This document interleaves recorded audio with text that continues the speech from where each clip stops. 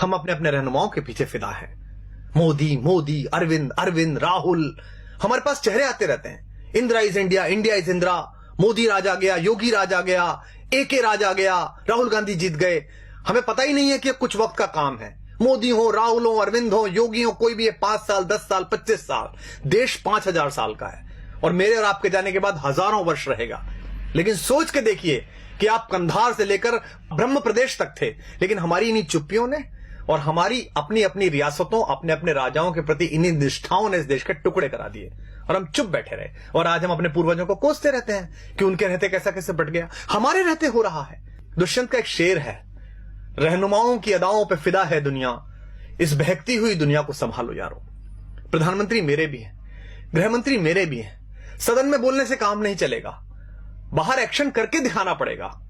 हमारा एक बेटा वहां जासूसी के आरोप में पकड़ लिया है, बाहर से उठा के ले आए, बंद कर लिया है। हम सदन में चिल्ला रहे हैं, हम सड़कों पे चिल्ला रहे हैं, हम फेसबुक पे आउटरीच दिखा रहे हैं पाकिस्तान के खिलाफ। हम अमेरिका की तरफ मुंह करके कह रहे हैं कि आप पाकिस्तान को आतंकवादी देश घोषित कर दीजिए। क्यों? आपने कर दिया, आप कर दीजिए। सबसे पहले बैठिए पार्लियामेंट में और कहिए कि पाकिस्तान आतंकवादी देश है, हम इससे बातचीत नहीं करेंगे। लेकिन आपने तो उसे मोस्ट फेवर्ड नेशन का बिजनेस स्टेटस दे रखा है। कलेजे पे हाथ रख के बताइए, आप में से कितने लोग हैं जो पाकिस्तान से प्याज नहीं आई तो भूखे मर जाएंगे? आप में से कितने लोग हैं कि अगर पाकिस्तान से कपास नहीं आया तो वो ठंड में मर जाएंगे? और मरते हैं तो मर जाएं। हम महाराणा प्रताप की कहानियां पढ़कर बड़े हुए हैं, जहां लोगों ने घास की रोटी खाकर अपने स्वाभिमान, अपनी स्वतंत्रता, अपनी निजता की रक्षा की है। क्या हो जाएगा इन प्रतिबंधों से? अगर नहीं आएगी प्याज, नहीं आएगी वहां से कपास, तो क्या हो जाएगा? भारत के अभूतपूर्व राष्ट्रपति एपीजे अब्दुल कलाम साहब ने तय किया कि भारत की अस्मिता का प्रतीक एक बार परमाणु विस्फोट करके देखा जाए। पोखरण में परमाणु विस्फोट हुआ, पूरी दुनिया ने हम पर प्रतिबंध लगाए, इसी अमेरिका ने हम पर प्रतिबंध लगाए। राष्ट्रवाद के प्रबल समर्थक और राष्ट्र नायक पंडित अटल बिहारी वाजपेयी देश के प्रधानमंत्री थे। उन्होंने सदन के अंदर कहा, हम भूखे रह लेंगे लेकिन हम अपने आत्मसम्मान से समझौता नहीं करेंगे। क्या हो गया हमारा? लगा लिए इस अमेरिका ने प्रतिबंध। उसके बाद हाथ जोड़कर इसी भारत के बाजार के दरवाजे पर आना पड़ा ना अपना माल बेचने के लिए। 125 करोड़ हैं हम, पूरी दुनिया का फैसला कर सकते हैं। इनके बाजार बंद हो सकते हैं हमारे कारण, इनकी दुकानें बंद हो सकती हैं हमारे कारण।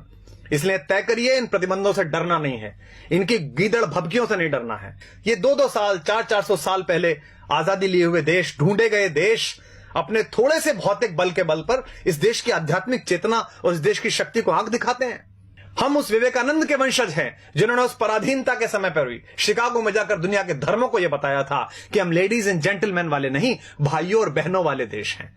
अयम निजः परो वेति गणना लघुचेत साम उदार चरिता नाम तु वसुधैव कुटुंबकम। इसलिए हम वसुधा को कुटुंब समझते हैं। लेकिन यह भी ध्यान रखिएगा, युद्ध की संभावना में जी रहे सब देश सुन लें, युद्ध भी है, बुद्ध भी है, जिसे चाहे उसे चुन लें।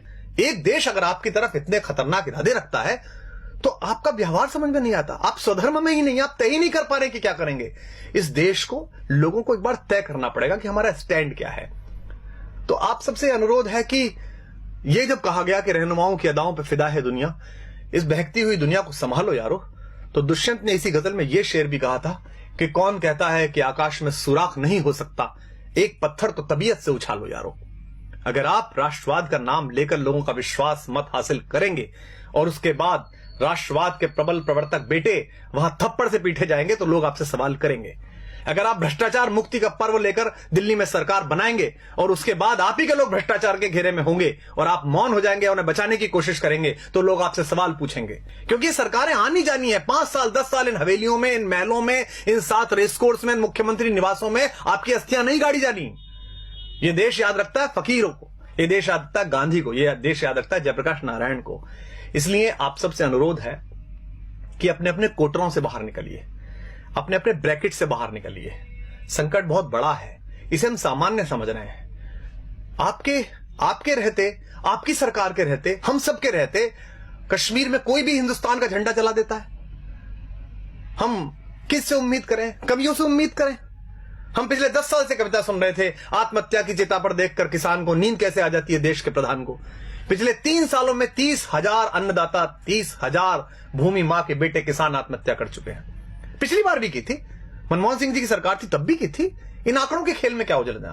हम जंतर मंतर पर बैठे थे, हमारे सामने भी एक किसान फांसी पर झूल गया था, हमें भी नींद आनी बंद हो गई थी। लेकिन क्या इस पर कोई करेक्टिव मेजर्स उठा सकता है? देश के बड़े बड़े सेठों के 50-50 हजार करोड़, 60-60 हजार करोड़ रुपए के कर्जे माफ कर दिए जाते हैं। कोई भी आदमी हिंदुस्तान का 20,000 करोड़ रुपए लेकर लंदन भाग जाता है पार्लियामेंट का मेंबर होते हुए, और हम चुप बैठे रहते हैं। और किसान अपने मृतक किसानों के नरमुंड लेकर जनता मंत्र पर बैठे रहते हैं, और हम कहते हैं कि इस पर नहीं बोलेंगे चूंकि हमारे दल की अभी सरकार है। सरकारें किसी दल की नहीं होती, सरकारें देश की होती हैं। प्रधानमंत्री, मुख्यमंत्री, रक्षा मंत्री, गृह मंत्री ये किसी सरकार के हिस्से हैं, लेकिन ये देश के लोग हैं, ये किसी पार्टी का हिस्सा नहीं है। इसलिए दिल्ली के राज सिंहासन पर कोई भी बैठे, 5 वर्ष बैठे, 10 वर्ष बैठे, ईश्वर करे 20 वर्ष बैठे, जब तक ईश्वर उसे पास बुलाए तब तक वो वहां बैठे। लेकिन आम नागरिक होने के नाते इस पर सवाल उठाना शुरू करिए, अपनी अपनी राजनीतिक कैंचुलियों से बाहर निकलिए। अन्यथा इकबाल ने एक शेर कहा था, हमने उसे गंभीरता से नहीं लिया, और आज हम भारत, पाकिस्तान, बांग्लादेश के 3 टुकड़े देखते हैं। इकबाल ने जब यह शेर कहा था तब बर्मा से लेकर कंधार तक सिर्फ हम थे, हिंदोस्तान थे, सिंध नदी के आर पार पूरा भारत था। इकबाल ने कहा था, वतन की फिक्र कर नादा, मुसीबत आने वाली है, तेरी बर्बादियों के मशवरे हैं आसमानों में, न संभलोगे तो मिट जाओगे हिंदुस्तान वालों, तुम्हारी दास्तां तक भी न होगी दास्तानों में। पिछली सरकार पाकिस्तान से बात करती थी तो हम सब लोग और विपक्ष के लोग कहते थे कि देखिए कैसी सरकार है, पाकिस्तान हमले कर रहा है, हम उससे बातचीत कर रहे हैं। बातचीत होनी चाहिए, लोकतंत्र में महत्व यही है कि आप बातचीत करते रहें। लेकिन अब कोई भी अचानक पाकिस्तान चला जाता है, लाशें आती रहती हैं, पठानकोट पे हमला होता है। जिस आईएसआई को हम 40 साल कहते रहे कि हमारे देश में अस्थिरता फैला रही है, आतंक फैला रही है, उस आईएसआई की टीम बुलाकर और हमारे सैनिकों की अगवानी में सिंहों की पेशी करवा दी कुत्तों के दरबारों में। वो पठानकोट में ढूंढने के लिए गए कि हत्याएं ठीक से हो गई कि नहीं हो गई, और उसके बाद उन्होंने जाकर कह दिया रावलपिंडी में कि वो आप ही ने खुद ने कर लिया होगा। हमारा स्टैंड क्या है, हम कहना क्या चाहते हैं दुनिया से? ये देश के सारे कारपोरेट मिलकर एक कॉर्पस फंड नहीं बना सकते जिसमें एक फेंसिंग हो जाए, जिसमें हम उनसे संबंध नहीं रखें? क्या अगले 10 साल 20 साल हम ये भूल सकते हैं कि हमारे आसपास कोई पाकिस्तान नाम का राष्ट्र भी है? हम कभी क्रिकेट खेलते हैं, कभी नहीं खेलते हैं, कभी गुलाम अली को सुनते हैं, कभी नहीं सुनते हैं। उधर से गजल आ जाती है तो हमारी राष्ट्रीयता प्रभावित हो जाती है। धर्मशाला में क्रिकेट खेलनी है उनके साथ और इससे पैसा मिलेगा बीसीसीआई को, इससे कुछ सेठों के धंधे चलेंगे, कुछ लोगों के चेहरे चमकेंगे, तो हम कहते हैं नहीं नहीं, खेल तो होता रहना चाहिए, ऐसे संबंध क्यों खत्म करें? तय करिए कि देश है कि धर्मशाला है, कोई भी कहीं से घुसेगा या नहीं घुसेगा। सरहद पार भारत के जाबाज सैनिक एक ऑपरेशन करके आते हैं, सर्जिकल स्ट्राइक, पूरे देश का सिर गर्व से तन जाता है। कुछ लोग उसमें भी राजनीति करना चाहते हैं, कुछ लोग पोस्टर लगाकर उसका श्रेय लेना चाहते हैं, कुछ लोग सरकार से वो श्रेय छीनना चाहते हैं। दोनों ही गलत है। उन सैनिकों को सलाम जिन्होंने बहादुरी के साथ भारत माता का मान ऊंचा किया और घर में घुस के उन आतंकवादियों को मारा। लेकिन उसी सेना का एक सिपाही हमसे शिकायत करता है देश से कि भाई आपके नेता, आपके अफसरों की मिली भगत से मेरी दाल वो खा गए, मुझे हल्दी का पानी पीना पड़ रहा है। तो हम चुप हो जाते हैं। हमको लगता है नहीं अब चुप रहो, सरकार तो अपनी है। वो सिपाही किसका है, सरकार का कि भारत का? वो सिपाही भारतीय जनता पार्टी, आम आदमी पार्टी या कांग्रेस का नहीं है, वो हिंदुस्तान का सिपाही है। अगर आपने उसके हक में बोलना बंद कर दिया तो हिंदुस्तान की माएं अपने बेटों को सजा के सरहद पे भेजना बंद कर देंगी। आप नहीं जाते लड़ने, सैनिक जाता है। इस उंगली में एक पिन घुसा कर देखिए, उससे पता चलता है कितना दर्द होता है। वो सीने पर गोली खाने के लिए तैयार रहता है आपकी दृढ़ता के बल पर। एक सिपाही कहता है कि मुझसे काम कराए जा रहे हैं घरेलू, मेरे प्रति अत्याचार किया जाता है, तो वो गायब हो जाता है, मृत मिलता है, और हम बोलते नहीं है इस पर। मुझे भी याद है, मैं बहुत छोटा था, डॉक्टर मुरली मनोहर जोशी देश के एक बहुत बड़े राष्ट्रवादी नेता, भारत के मानव संसाधन विकास मंत्री बने बाद में, एक प्रखर वक्ता, एक बड़े पढ़े लिखे व्यक्ति, वो लाल चौक पर तिरंगा फहराने के लिए गए थे। जो आज देश के प्रधानमंत्री है नरेंद्र भाई मोदी, वो उस यात्रा के संयोजक थे। हम बड़े खुश थे। हमारे यहाँ कविता लिखी बलबीर सिंह करुण ने, कुछ देशभक्ति के मंत्र वहां हमने जाकर बांचे तो हैं, हम देशद्रोह के विषधर के फन पर चढ़कर नाचे तो हैं, आतंकवाद के अंधड़ को आगे बढ़ ललकारा तो है, धीमा ही सही तमाचा पर उसके मुंह पर मारा तो है। लो हमने जिद पूरी कर दी उस लाल चौक तक जाने की, अगली बारी रावलपिंडी पर यह झंडा फहराने की। हमने कविताएं पढ़ी, तालियां बजाई, मुझे अब भी रोमांच हो रहा है। बहुत अच्छा लगता है जब प्रधानमंत्री दिवाली की छुट्टियों पर सियाचिन जाते हैं, उन सैनिकों को बताने के लिए जाते हैं कि आप मेरे घर के मेंबर हैं। क्या हम में से ऐसा कोई नहीं कर सकता? क्या देश के प्रधानमंत्री, रक्षा मंत्री, देश के गृह मंत्री, मैं साथ चलने के लिए तैयार हूं, आप सब साथ चलने के लिए तैयार हैं। वो पूरे कश्मीर को अपने साथ लें और कश्मीर के लोगों से कहा आइए इस बार का 15 अगस्त लाल किले पर ध्वजारोहण के बाद 2 बजे ध्वजारोहण लाल चौक पर होगा। इतना बड़ा झंडा लगाएंगे हम कि उसकी छाया और उसकी फैर फैर पाकिस्तान तक दिखाई देगी। लेकिन हम बोलते नहीं हैं। लेकिन मैं बोलूंगा और आपको भी बोलना पड़ेगा, क्योंकि स्वर लय ताल छीन लो चाहे, प्राणों से भैरव गाएंगे। हम भी अगर नहीं बोले तो खुद को क्या मुंह दिखलाएंगे। अपनी संततियों के लिए, अपने समय के लिए और अपने देश के लिए खुद को तैयार करिए।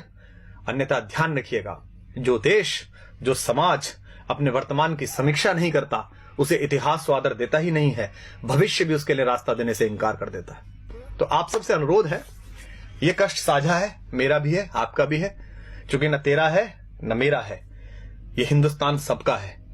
नहीं समझी गई ये बात तो नुकसान सबका है। मुझे आशा है कि युग के इस छोटे से चारण की, युग के इस छोटे से चंद्रबरदाई की आवाज इन नवीन पृथ्वीराजों के कान तक पहुंचेगी, इन चंद्रगुप्तों के कान तक पहुंचेगी, चाहे वो दिल्ली के छोटे सिंहासन पर हो या दिल्ली के बड़े सिंहासन पर हो। और आशा है कि अपने सामान्य से नागरिक, एक सामान्य से कवि, एक सामान्य से कार्यकर्ता की बात सुनकर वो इस देश के बारे में गंभीरता से वही सोचेंगे जो ये देश सोचता है। अगर आपको बात ठीक लगी हो तो इसे दूसरों तक पहुंचाइए, इस आवाज को इतनी बड़ी बनाइए कि इस देश की सरकारों को, इस देश में पॉलिसी तय करने वालों को, इस देश की गति नियति की दिशाएं तय करने वाले उन सब लोगों के कानों तक, उनकी आंखों तक यह आवाज पहुंच सके। जय हिंद, जय भारत, वंदे मातरम।